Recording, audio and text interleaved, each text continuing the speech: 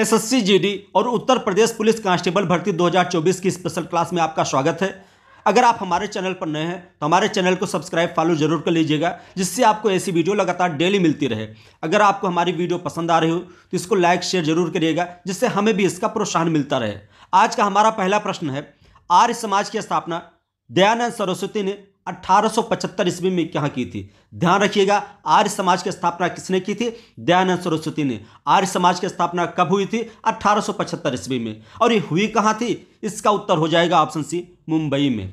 आर्य समाज की स्थापना दयानंद सरस्वती ने 1875 ईस्वी में मुंबई में की थी और बाद में इसका मुख्यालय मुंबई से लाहौर ले जाया गया था। अगला इंपॉर्टेंट क्वेश्चन देखिए और इसका उत्तर बताएं। भारतीय गन्ना अनुसंधान संस्थान IISR कहाँ स्थित है? इसका सही उत्तर है ऑप्शन डी, लखनऊ में। भारतीय गन्ना अनुसंधान संस्थान लखनऊ में स्थित है। अगला महत्वपूर्ण प्रश्न देखिए, किस मुगल सम्राट को राष्ट्रीय सम्राट कहा जाता है? आपका सही उत्तर है ऑप्शन ए, अकबर। अकबर को राष्ट्रीय सम्राट कहा जाता है। अकबर को राष्ट्रीय सम्राट इसलिए कहा जाता है क्योंकि अकबर भारतीय इतिहास के महानतम सम्राट में से एक था और साथ ही साथ इसने सर्वधर्म सद्भाव के लिए सुलह कुल की नीति चलाई, जिससे सभी धर्म के लोग आपस में मिलजुल कर रहे, इसलिए इसको राष्ट्रीय सम्राट कहा जाता है। अगला महत्वपूर्ण प्रश्न देखिए और बताइए इसका उत्तर क्या होगा। पंचायती राज का सैद्धांतिक आधार है? आपका सही उत्तर है ऑप्शन बी, लोकतांत्रिक विकेंद्रीकरण।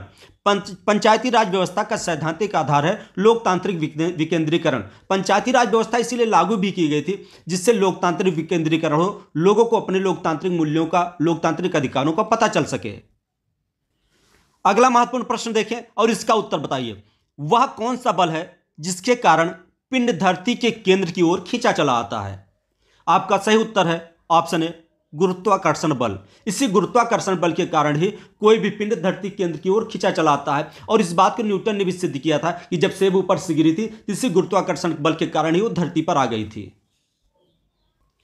अगला महत्वपूर्ण प्रश्न देखिए, निम्नलिखित में से कौन गंगा की सहायक नदी है? सही उत्तर है option A, Yamuna.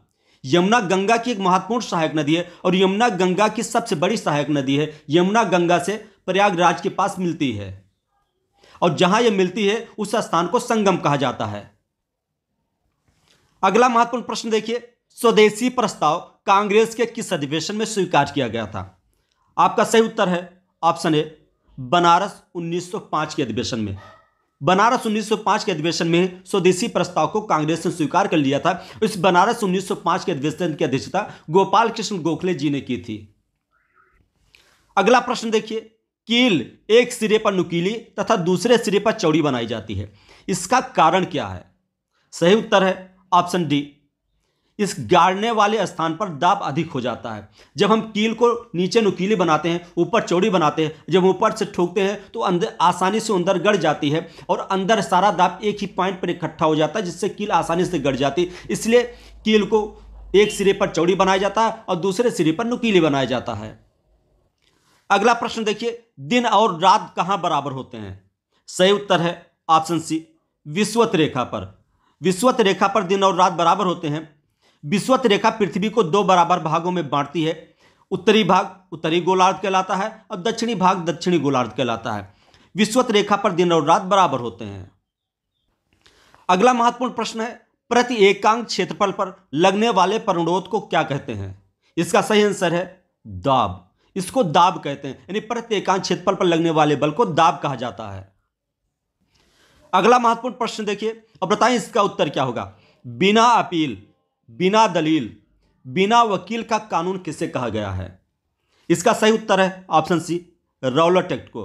Rowlatt act को ही बिना अपील, बिना दलील, बिना वकील का कानून कहा गया है। रौलट एक्ट यह आपका 8 मार्च 1919 को लागू हुआ था और इसी रौलट एक्ट के विरोध में ही जलियांवाला बाग हत्याकांड जो 13 अप्रैल 1919 को घटना घटी थी, ये इसी रौलट एक्ट के विरोध में घटना घटी थी। रौलट एक्ट की खास बात यह थी, इसमें किसी व्यक्ति को कभी भी किसी भी संदेह के आधार पर गिरफ्तार किया जा सकता था और उसको कोई भी मुकदमा देने या कोई वकील देने का कोई भी उसका प्रावधान नहीं था। इसलिए यह बिना अपील, बिना दलील, बिना वकील का कानून कहा गया है। अगला महत्वपूर्ण प्रश्न है, हरिकेन क्या है? इसका सही उत्तर है ऑप्शन डी, चक्रवात। हरिकेन चक्रवात है। वास्तव में हरिकेन अमेरिकी महाद्वीप के आसपास जो समुद्र हैं, यानी महासागर है, चाहे अटलांटिक महासागर हो या पूर्वी प्रशांत महासागर हो, इसमें उठने वाले चक्रवाती तूफान को या हरिकेन कहा जाता है। ये खास बात है, ये उष्णकटिबंधीय चक्रवात है। अगला महत्वपूर्ण प्रश्न है, पानी से भरी बोतल में दाब अधिकतम होता है। इसका सही उत्तर है ऑप्शन डी, बोतल की पेंदी पर। यह सामान्य सी बात है, आपने अक्सर देखा होगा, पानी से भरी बोतल में अधिकतम दाब बोतल की पेंदी पर होता है।